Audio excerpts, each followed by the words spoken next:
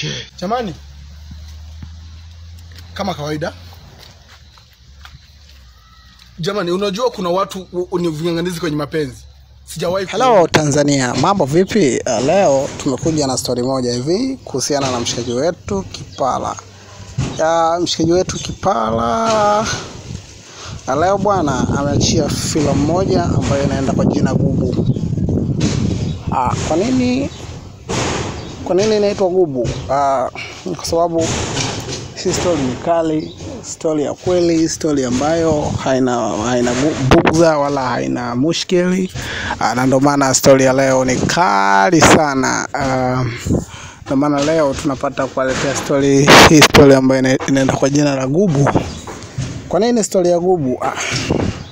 Ni kwa sababu mwana anakimbiza sana, mwana anafunika sana, kwa sababu mwana yuko speed sana. Ndio maana leo tunapaswa kuwaletea story iendayo kwa jina la Gubu. Kwa nini? Tunaangalia baadhi ya mambo ambayo ameyafanya kwenye story ya Gubu. Ni mambo makubwa ambayo baadaye yatakuja make sense kwenye vichwa vya watu, ionekane kwamba ni headline, kwamba hakuna kitu ambacho kinaweza kutokea kikamfunika kabisa huyu jamaa, kwa sababu huyu jamaa anaonekana ni mtu mkubwa sana, ambapo baadaye anaweza kufanya mambo mazuri kabisa. Na ndio maana story yake headline imekimbia sana kwenye mambo yetu yale ya kazi. Kwa sababu gani? Na ndio maana story ya leo ni story nzuri, story ambayo haina bugza, ambayo haina kitu chochote ambacho haija headline, ambacho hakuna jambo lolote gumu ambalo anaonekana kulifanya wala kushindwa kulifanya. Kwa sababu gani? Watanzania wote lazima tuwe makini, tuwe macho kwa ajili ya filamu zetu za Kitanzania, kwa sababu filamu za Kitanzania ni filamu nzuri kabisa ambazo sasa hivi zinakimbiza sana kwenye anga na ukurasa huu wa dunia. Kwa sababu story hii ambayo tunaileta leo ni kwa sababu ni story ambayo ni kali, headline kwenye vichwa vya watu, inakimbiza, inafanya vizuri sana kwenye tasnia yetu ya filamu Tanzania. Lakini vipi kuhusiana na Kipala? Ni kwa sababu story yake ni kali, story yake sio mbaya, story yake imekaa katika misingi ambayo inatisha, na ndio maana kuna vitu vingi ambavyo vinafanyika kupitia story yake ambavyo sio vitu vya kawaida, ambavyo kikanuni na busara imekaa katika misingi ambayo ni misingi ya famous duniani. Lakini nafikiri wengi sana wakimbia hilo wapate katika headline za filamu zetu ambazo kikawaida tumekuwa tukiziona zina trendi, zinavunja rekodi, lakini tumekuwa tujawahi kuona filamu zote zinakimbiza kama story ya Gubu. Kwa hiyo tunataka kuambia kitu kimoja, kwamba hakuna kitu ambacho kinaweza kufanyika kikawa kinyume au ndani ya nje au nje kabisa kwenye ukurasa wetu ambao haueleweki. Ndio maana vitu vingi sana duniani tunashindwa kufanya kutokana na story zetu ambazo zime make sense, ambazo kila kitu kinakuwa kiko nje ya order za watu ambao wanashindwa kuchukua miongoni mwa filamu zetu za Kitanzania. Kwa sababu gani? Kwa maana leo bwana nimeamua nikulete story ya Kipala. Kwa nini Kipala leo? Ni kwa sababu sijaona story na make sense kama story za Kipala.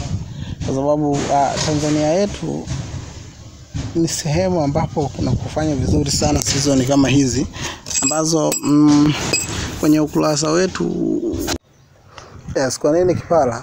Ni kwa sababu Kipala filamu zake ni nzuri, filamu zake zinatisha, filamu zake hazina shida, na ndio maana watu wengi sana wamekuwa wakishindwa kumuelewa Kipala kutokana na filamu zake anaendana na hali halisi ya muda ambao unakuta anaendana nao, na ndio maana vitu vingi vinashindwa kufanyika, kwa sababu filamu za Kipala ni filamu ambazo sio filamu za kawaida, na ndio maana watu wengi sana wao wakiangalia wakosa majibu ya kufanya, kwa sababu filamu zake zinakuwa sio filamu za kawaida. Kwa hiyo hakuna mtu ambaye anaweza akaendana na huyo mwamba, kwa sababu huyo mwamba filamu zake huwa sio filamu za kawaida. Na kwa nini sio filamu za kawaida? Ni kwa sababu filamu za kipala ni kwa sababu huwa haziwezi kufananishwa na filamu ya aina yoyote, na ndio maana kila mtu anajiulizaga sana kwamba huyu mwamba anatumia nini kwenye filamu zake. Leo nawaletea story ya kipala kwa sababu kipala ndio mwamba ambaye anaonekana anatikisa kwenye ukurasa huu wa dunia. Kwa sababu unajua wakati mtu anawaza kwamba hii story imekaa katika misingi gani, ndio wakati mtu ambaye anatakiwa kufikiria kwamba natakiwa nitengeneze kazi nzuri, natakiwa nitengeneze kazi ambayo ni bora.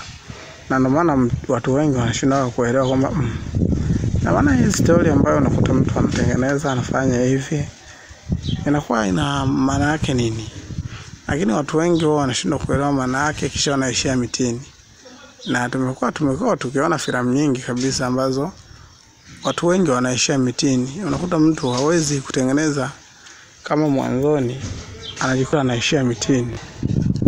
Ambacho ninachotaka kuwashauri wa Tanzania ni kwamba unapotengeneza story yako, hakikisha ile story yako inaweza ikafanya jambo nzuri ambalo kila mtu akiliona au kulisikia linafurahisha kwenye masikio yake. Na ndio maana ili ufanikiwe kutengeneza story nzuri, na ndio maana nakushauri kukaa ubuni story ambayo baadaye inaweza ikafanya vizuri. Na ndio maana baadaye lazima utafute mwafaka na mbinu sahihi ya kutengeneza kitu ambacho baadaye kinaweza kikawa kina mwafaka. Kwa hiyo ukweli ni kwamba hakuna kitu ambacho kinaweza kikaonekana kwamba ni kibaya kutokana na vitu ambavyo unakuta vinafanyika au vitu ambavyo unavikuta vinafanywa halafu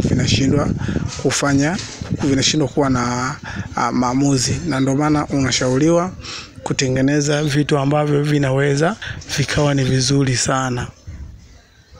Watu wengi sana wanashindwa kujua ni kwa nini watu wanakuwa na mafanikio makubwa. Watu wanakuwa na mafanikio makubwa kutokana na mtu anatengeneza story ambayo ina make sense, yani inayoendana na wakati. Unajua watu wengi hawafanikiwi kwa sababu wanatengeneza vitu ambavyo haviendani na wakati. Sasa story nyingi ambazo watu wanakuwa wakitengeneza haziendani na wakati. Unaona huu wakati tupo katika wakati ambao ni wakati mwingine. Na tutakapoleta story, nataka tulete stories zinazofanana na wakati tuliopo. Kwa watu wengi wanashindwa kufanikiwa kwa sababu hawaendani na story wakati huu. Kwa nini? Sasa hivi mtu anatakiwa fly, sio alie. Sababu viko vitu vingi sana vinavyomfanya alie kwenye maisha ya kawaida, kwenye maisha ya kihalisi. Hivyo vitu vinavyomfanya alie kwenye huu wakati wake wa kawaida huu wa maisha, ndio vitu ambavyo vinavyompelekea yeye ashindwe kukamilia ratiba alizonazo za mambo yake binafsi. Sasa wewe leo huyo mtu unamfanya alie tena, huyo mtu unamfanya acheke tena, hawezi kuendana na wewe kabisa. Kwa hiyo lazima utafute namna ya yule mtu kuendana na wewe tu.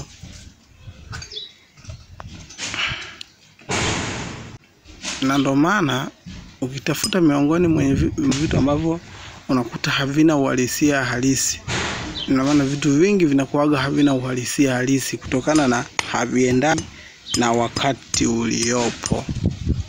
Mtu tunakuta anakurupuka, anatengeneza cha kutengeneza, alafu kinashindwa kufanya vizuri. Anaanza kulaumu soko alilonalo kwamba mimi na soko baya, mimi sijui nimeenda hivi, mimi sijui nimekaa hivi. Hapana, hakutengeneza story inayoendana na wakati alionao. Kwa hiyo kwake ni kawaida sana. Kwake ni kawaida sana. Na ndio maana mtu anashindwa kupata Kwa hiyo ili ufanikishe zoezi lako, lazima utafute vitu vya kufanya zaidi, utafuta story ambazo zina headline, zinazofanya vizuri kabisa. Unaona?